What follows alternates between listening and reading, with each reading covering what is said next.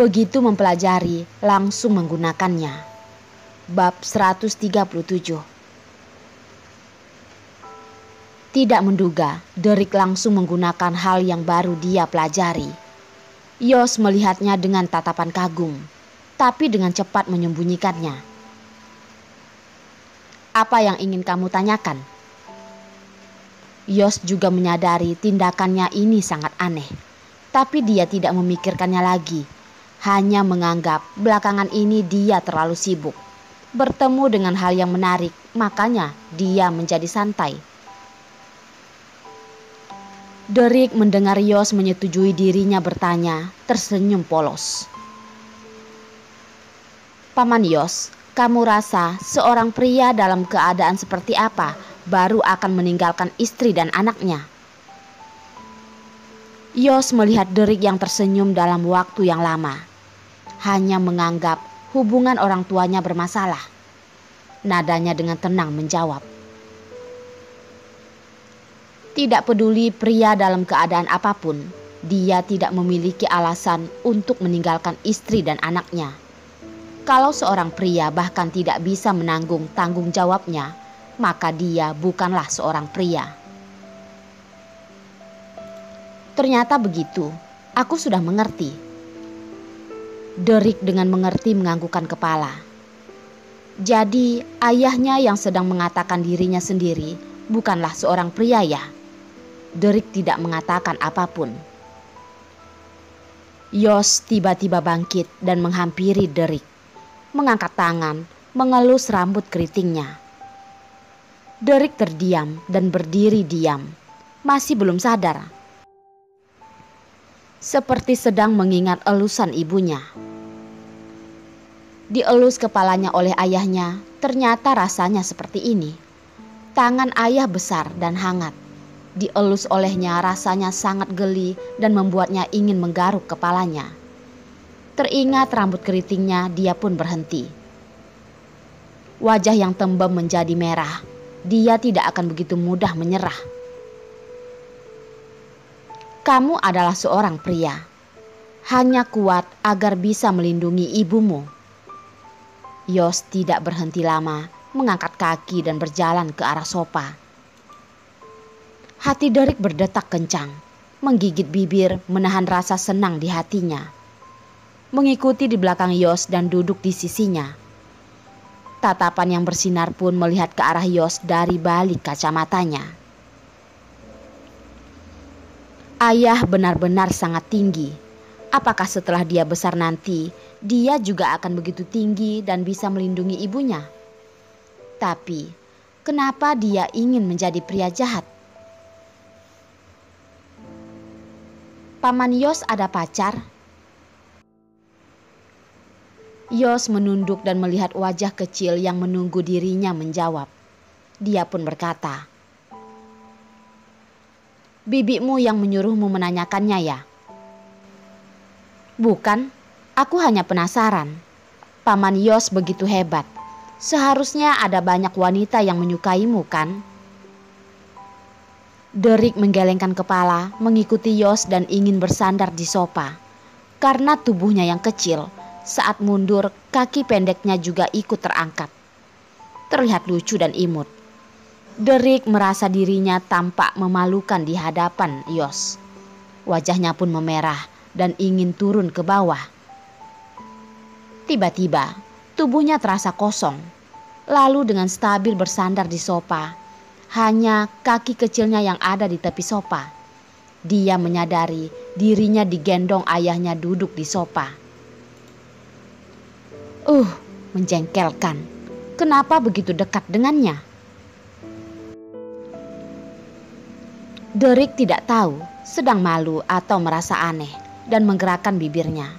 Telinganya sangat panas, namun tidak menolak tindakan Yos. Yos menggendong Derek ke sofa, lalu Yos perlahan berkata, "Ini bukanlah masalah yang seharusnya kamu pikirkan. Pria harus mengutamakan pendidikan. Aku tahu, aku sudah hampir melompat ke SD. Nilaiku tentu saja bagus. Derek buru-buru menunjukkan kehebatannya di sekolah. Langsung mengatakan dia akan segera melompat ke SD. Dengan kemampuannya melompat kelas adalah hal yang wajar. Tapi ibunya tidak ingin dia begitu lelah. Ingin dia menikmati waktu yang berbahagia di TK. Walaupun kenyataannya tidak begitu menyenangkan, dia harus berpura-pura senang. Yos tidak terkejut karena saat TK dia juga sering lompat kelas. Merasa itu adalah hal yang lazim. Banyak-banyaklah baca buku untuk memperluas pengetahuanmu, kata Yos. Tapi dia melupakan satu hal. Orang biasa hanya beberapa anak yang bisa melompat kelas.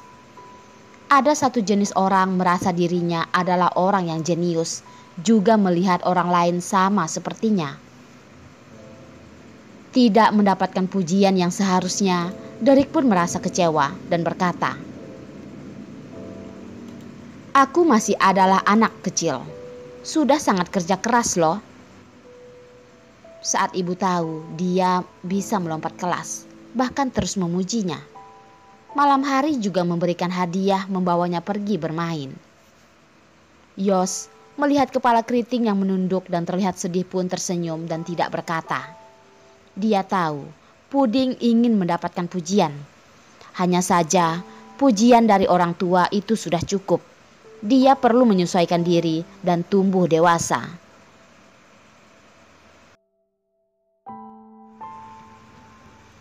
Saat ini Perlina membawa kue dan buru-buru masuk ke dalam. Melihat Derek sedang bersandar di sisi Yos, matanya terbuka dengan besar. Untung reaksinya cepat.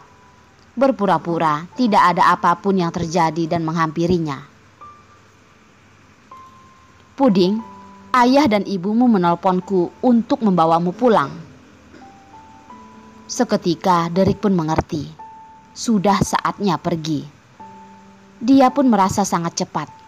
Begitu cepat sampai membuatnya tidak merasa sudah harus berpisah dengan pria di sisinya.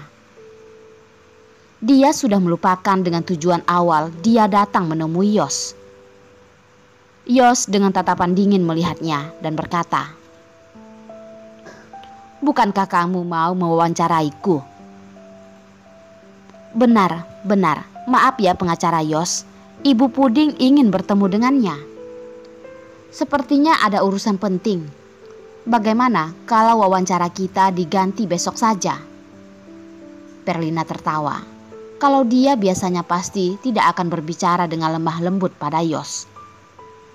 Bukankah ini karena Derek? Derek dengan patuh bangkit dari sofa, sepasang tangan mengepal dengan erat, seperti sedang menahan emosinya dan berkata, "Paman Yos, aku pergi dulu. Lain kali kalau ada kesempatan kita baru bertemu lagi. Tidak tahu lain kali itu kapan atau mungkin kedepannya tidak akan ada kesempatan lagi." Yos melihat Derek yang terlihat sedih pun merasa tersendak. Setelah dia sadar, tangannya sudah berada di bahu Derek. Dia tidak langsung menarik tangannya kembali, menyodorkan satu tangan lagi dan mengeluarkan kartu nama dari kotak, menaruhnya ke tangan Derek dengan kelembutan yang sangat jarang terlihat. "Kalau ingin datang mencari paman, langsung telepon paman saja." Tindakan Yos ini hampir membuat mata Perlina melompat keluar. Ada apa ini? Dia hanya keluar tidak sampai 1 jam. Hubungan mereka berdua tiba-tiba menjadi begitu dekat. Apakah ini adalah kekuatan ikatan darah? Aku tahu paman Yos." Derek langsung tersenyum gembira, menganggukkan kepala dan menyimpan kartu nama itu. "Derek, cepatlah. Kalau tidak, ibumu akan khawatir." Perlina mulai mendesak. Merasa kalau berada di sini lagi, mungkin akan terjadi hal yang mengerikan. "Puding, cepatlah. Kalau tidak, ibumu akan khawatir." Perlina mulai mendesak. Merasa kalau berada di sini lagi, mungkin akan terjadi hal yang mengerikan. Derek menganggukkan kepala, melambaikan tangan pada Yos dan berkata, "Paman Yos, sampai jumpa lagi." Yos menganggukkan kepala dan melihat dia pergi dengan Perlina. Darlin berdiri di sudut, melihat senyuman di wajah Derek. Dia pun merasa sedih. Mungkin dia seharusnya mendengarkan saran Perlina, memperjuangkan demi Derek.